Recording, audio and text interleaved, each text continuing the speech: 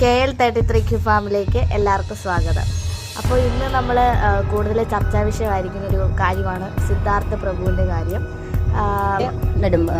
നമ്മുടെ കോട്ടയം നാട്ടകത്ത് വാഹനം ഒരാളെ ഇടിച്ച് പരിക്കേൽപ്പിച്ച് പിന്നെ ഭയങ്കര അക്രമാസക്തനൊക്കെ ആയ ഒരു വീഡിയോ നമ്മൾ കണ്ടായിരുന്നു. അപ്പോൾ അതിനെക്കുറിച്ചാണ് ഞങ്ങൾ പറയാനായിട്ട് ഇന്ന് വന്നിരിക്കുന്നത്. ഷുഗർ താഴ്ന്നതിൻ്റെ പേര് ഞങ്ങൾ ഗ്ലൂക്കോസ് ഇടുന്നുണ്ട്. അപ്പോൾ ഞാനും എൻ്റെ മകളും എൻ്റെ ഹസ്ബൻഡും എൻ്റെ കുഞ്ഞും അവിടെ വെയിറ്റ് ചെയ്യുമായിരുന്നു. അത്യാവശ്യ ഘാട്ടിൽ വെയിറ്റ് ചെയ്യുക.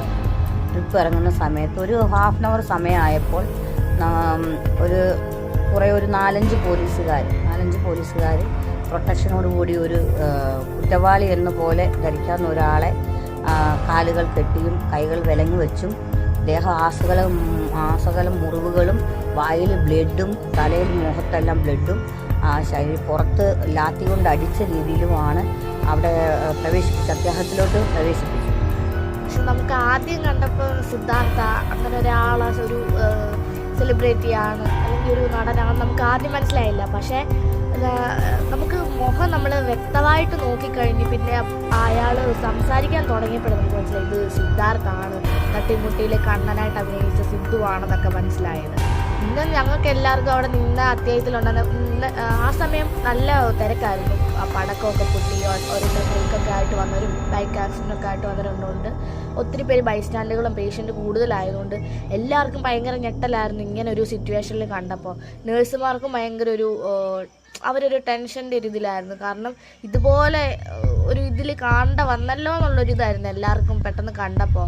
അതിൽ പ്രധാനപ്പെട്ടതായിട്ട് കാര്യം എനിക്ക് പറയാതിരിക്കുകയോ സിദ്ധാർത്ഥിൻ്റെ പ്രവൃത്തിയെ ഞങ്ങൾ ഉദ്ബോധിപ്പിച്ച് കൊണ്ടുവരികയോ അവരുടെ കാര്യങ്ങൾ മികവാർന്നതായിരുന്നു എന്ന് ഞങ്ങൾ വരുത്തി തീർക്കുകയല്ല ഇവിടെ ഞങ്ങൾ പറയാൻ പോകുന്നത്. കാരണം ഞങ്ങൾ പറയാൻ ഉദ്ദേശിക്കുന്നത് സിദ്ധാർത്ഥ എന്ന് പറയുന്ന ഒരു സെലിബ്രിറ്റിയാണ്. പക്ഷെ നമുക്ക് എല്ലാവർക്കും അറിയാം, നമ്മളെല്ലാവരും ഭയങ്കര അയാളെ നല്ലതായിട്ട് കണ്ടത് നമ്മൾ ഉപ്പുമുളകിൽ വെച്ചിട്ടാണ്. പിന്നെ തട്ടിമുട്ടിലാണ് ബാലതാരമായിട്ടൊക്കെ വന്ന് പിന്നെ ഫെയിമൊക്കെ ആയത്. പക്ഷേ ഞങ്ങളെല്ലാവരും ഇപ്പോൾ പറയുന്നത് അത് അവരെ അനുകൂലിക്കുകയല്ല, അത് സപ്പോർട്ടും ചെയ്യുകയല്ല, ഒന്നും ചെയ്യില്ല. പക്ഷേ ആ സംഭവ സ്ഥലത്ത് നിങ്ങളെല്ലാവരും വീഡിയോ കണ്ടു കാണും. ആ സംഭവ സ്ഥലത്ത് ഉണ്ടായ വിഷയം എന്ന് പറയുന്നത് ഭയങ്കര ക്രൂരമായിട്ടുള്ളൊരു വിഷയമായിരുന്നു. നാട്ടുകാരുടെ പേരിൽ നിന്ന് ഇങ്ങനൊരു ക്രൂരകൃത്യം ചെയ്യാൻ ഒരു നിയമത്തിനും അനുസൃതമല്ല.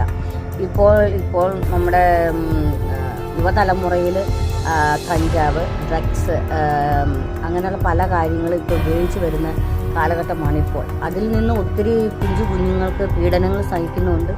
അതിലൊത്തിരി പേര് മരിക്കുന്നുമുണ്ട്. അതിൽ ചെറുപ്പക്കാരായ 20 തൊട്ട് അല്ലെങ്കിൽ 19 തൊട്ട് അല്ലെങ്കിൽ 17 തൊട്ട് 15 തൊട്ട് ഇപ്പോഴത്തെ കാലഘട്ടം 15 തൊട്ട് 16 തൊട്ട് ഡ്രഗ്സിൻ്റെ അടിമകളാണെന്നും വിദേശത്തുനിന്ന് വരുന്നെന്നും നമ്മുടെ ഇന്ത്യയിൽ അവൈലബിൾ ആണെന്നും അത് കേരളത്തിൽ അത് സുലഭമായി കിട്ടുന്ന ഒന്നാണെന്നും നമുക്ക് പൊതുവെ അറിയുന്ന കാര്യമാണ്. പക്ഷെങ്കിൽ ഇതൊരു ക്രിസ്തുമസ് അല്ലെങ്കിൽ ന്യൂ ഇയറിൽ സംഭവിച്ച ആ സിദ്ധാർത്ഥിനെ കുറിച്ച് നമുക്ക് മുൻ പരിചയമില്ല. മുൻ ആളായിട്ട് നമ്മൾ സീരിയൽ കണ്ട ഒരു കഥാപാത്രത്തിന് വെച്ച് നമ്മൾ ആർഗ്യൂ ചെയ്യുന്നതല്ല ഇത്. പക്ഷെങ്കിൽ ഈ ന്യൂ ഇയർ, ക്രിസ്തുമസ് ആ സമയത്ത് ഇതൊരു ഇഷ്യൂ ആയിട്ട് തന്നെയാണ് ഞങ്ങൾ മുന്നോട്ട് പറയാൻ ആഗ്രഹിക്കുന്നതിനും. ഇതിനെക്കുറിച്ച് ആധികാരികമായിട്ട് പറയുകയാണെങ്കിൽ ഇവിടെ കുഞ്ഞുങ്ങൾ കേരളത്തിൽ പൊതുവെ 1000 കുഞ്ഞുങ്ങളിലും 1000 കുഞ്ഞുങ്ങളുണ്ടെങ്കിൽ അതിനകത്ത് 800 കുഞ്ഞുങ്ങളെങ്കിലും പീഡനം അനുഭവിച്ച് ബംഗാളികളാണെങ്കിലും മലയാളികളാണെങ്കിലും പീഡിപ്പിച്ച് കുഞ്ഞുങ്ങളെ 6 വയസ്സ് തൊട്ട് 7 വയസ്സ് തൊട്ട് 2 വയസ്സ് തൊട്ട് 10 വയസ്സ് തൊട്ട് കുഞ്ഞുങ്ങളെ പീഡിപ്പിച്ച് അവർക്ക് പീഡന പോസ്കോ കേസ് ഈ ചർച്ച ചെയ്യപ്പെടുന്നത്. അതുകൊണ്ട് ഞങ്ങൾ ഇതിനെക്കുറിച്ച് ആധികാരികമായിട്ട് പറയുന്നില്ല. പിന്നെ നിയമപാലകർ നാട്ടുകാർ ചെയ്തത് അത് ഞങ്ങൾക്ക് ശരിയായിട്ട് തോന്നുന്നില്ല. കാരണം എന്തെന്ന് വെച്ചാൽ ഇതിന് നിയമമുണ്ട്. നിയമത്തിൻ്റെ ആ ഒരു വലയിൽപ്പെട്ട പോലീസുകാരുണ്ട്, അതിനെ മുന്നോട്ട് കൊണ്ടുവരുന്ന ജഡ്ജിമാരുണ്ട്, അവർ കോടതിയുണ്ട്, പോലീസ് സ്റ്റേഷനുണ്ട്. അത് നിയമപാലകർ ചെയ്യേണ്ട കാര്യമാണ്. നാട്ടുകാർ കഴുത്തുഞ്ഞെരിക്കുകയും തൽക്ഷണം ഈ കഴിഞ്ഞ ദിവസം ബംഗാളിൽ ഒരാൾ പാലക്കാട് അവിടെ ഒരു ബംഗാളി നമ്മുടെ മധു മരിച്ച പോലെ തന്നെ ആൾക്കൂട്ട ആക്രമണം എന്ന് പറഞ്ഞ പോലെ ബംഗാളി മരിച്ചു. എങ്കിൽ പോലും അത് ആൾക്കൂട്ടാക്രമണം എങ്കിൽ പോലും സിദ്ധാർത്ഥിനെ പോലുള്ള ഒരാളെ ആക്രമിച്ചെന്നല്ല ഇതിനകത്ത്. ഒരു മനുഷ്യന് മനുഷ്യൻ എന്നുള്ള ഒരു പേരിൽ ഒരു ദയ അർഹിക്കുന്ന ഒരു വ്യക്തിയാണ് അയാൾ. കാരണം മറ്റുള്ളവർ ഉപദ്രവിക്കുമ്പോൾ അത് ഉപദ്രവിച്ച സമയത്ത് ആ ചുറ്റും വട്ടം കൂടി നിന്ന് ആൾക്കാർ ഉപദ്രവിക്കുമ്പോൾ ഒരാളുടെ കയ്യബദ്ധം കൊണ്ട് അയാൾ മരിച്ചു പോയിരുന്നെങ്കിൽ ഇന്ന് ഈ സമൂഹം എന്തെങ്കിലും നേരെ തിരിഞ്ഞു പറഞ്ഞേക്കാം. പക്ഷെങ്കിൽ ഒരു കാര്യം കൂടെ ഞങ്ങൾക്ക് വ്യക്തമായിട്ട് ഇതിനകത്ത് പറയേണ്ട കാര്യങ്ങൾ ഞങ്ങളുടെ കാരണം എന്താണെന്ന് വെച്ചാൽ അന്നത്തെ ദിവസം തന്നെ പോലീസുകാർ ഹാങ് ഓവർ ചെയ്ത് ചങ്ങനാശ്ശേരി ജനറൽ ഹോസ്പിറ്റലിൽ കൊണ്ടുവന്ന് പ്രവേശിച്ചപ്പോൾ അന്ന് ഞങ്ങൾ സിദ്ധാർത്ഥിനെ നേരിട്ട് കാണുകയും പോലീസിനെ നേരിട്ട് കാണുകയും ഞങ്ങളത് സിദ്ധാർത്ഥെന്ന് ഞങ്ങൾ പ്രൂഫ് ചെയ്യുകയും അന്ന് സിദ്ധാർത്ഥ് അവിടെ ബഹളമോ കാര്യമോ ഒന്നും ചെയ്യാതിരുന്ന സമയത്ത് അനാവശ്യമായി പോലീസുകാർ ഉപദ്രവിക്കുന്നത് ഞങ്ങളുടെ കണ്ണിൽ പെട്ടിരുന്നു. കാരണം എന്തുകൊണ്ടെന്നാൽ ഈ സിദ്ധാർത്ഥിനെ ഡോക്ടറിൻ്റെ അടുത്ത് കൊണ്ടുപോയി മുറിവുകൾ പരിശോധിക്കുമ്പോൾ 4 ഡോറും ക്ലോസും അടച്ചിട്ട് ഡോക്ടറിന് തെളിവെടുക്കാനായി ഒരു ക്രിമിനലായ കൊണ്ടുവരുന്ന പേഷ്യൻറ്റിനെ അതിനകത്ത് വെച്ച് ഓപ്പണായിട്ടാണ് ക്വസ്റ്റ്യൻ വെച്ച് ആൾക്കാരെല്ലാം നിൽക്കുമ്പോൾ തന്നെയാണ് അവരെ ക്വസ്റ്റ്യൻ ചോദിച്ച് പെട്ടെന്ന് ലെറ്റർ എഴുതി അവർ പോലീസുകാർക്ക് എല്ലാ തെളിവെടുത്ത് അയച്ചു വിടുന്നത്. പക്ഷേ സിദ്ധുവിൻ്റെ കാര്യത്തിൽ അങ്ങനല്ലായിരുന്നു. സെലിബ്രിറ്റി ആയതുകൊണ്ട് ഒന്നുമല്ല, അയാളെ നല്ലതവണ്ണം പോലീസുകാർ മർദ്ദിച്ചിരുന്നു. പോലീസുകാർ മർദ്ദിച്ചത് വെളിപ്പെടുത്തിയ അവർ തന്നെ പരസ്പരം ചിരിച്ച് അങ്ങോട്ടും ഇങ്ങോട്ടും പറയുന്നതായിട്ട് ഞങ്ങളുടെ ശ്രദ്ധയിൽപ്പെട്ടു. അപ്പോൾ ഞങ്ങൾക്ക് പ്രതികരിക്കാൻ പറ്റിയില്ല.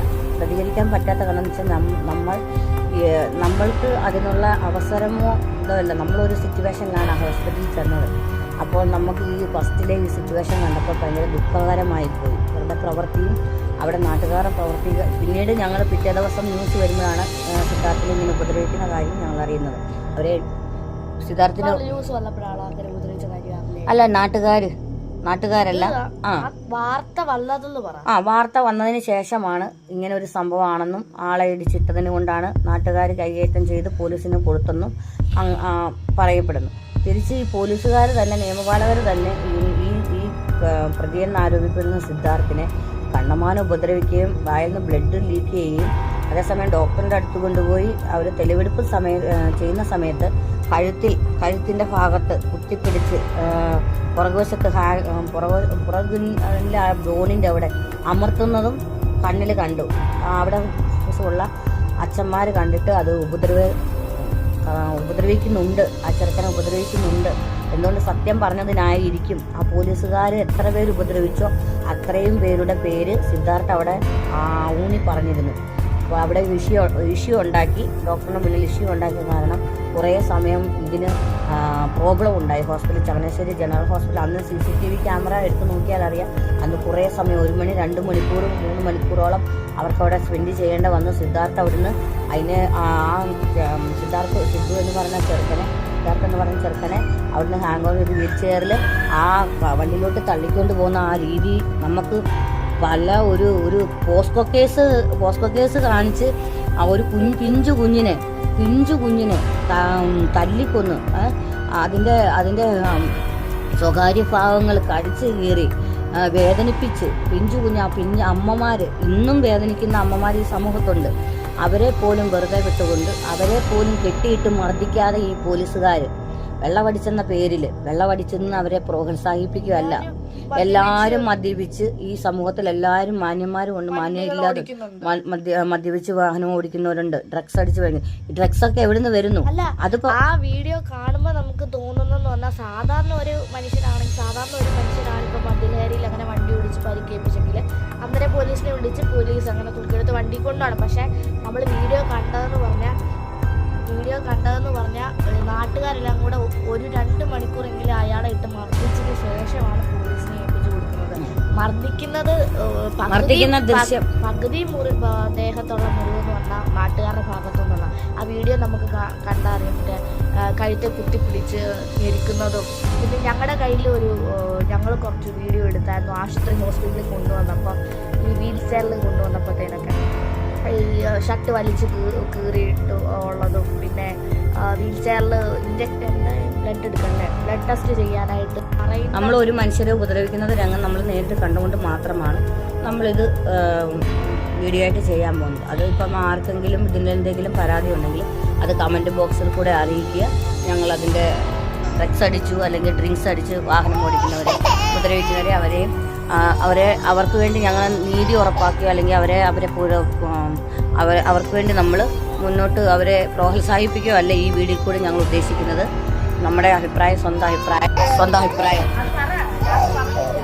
സ്വന്തം അഭിപ്രായങ്ങൾ, ഞങ്ങളുടെ അഭിപ്രായം, ഞങ്ങൾക്ക് ഈ മനുഷ്യപരമായിട്ടുള്ള അഭിപ്രായം ഞങ്ങൾ പറയുന്നു എന്ന് മാത്രം. എല്ലാവർക്കും നമസ്കാരം.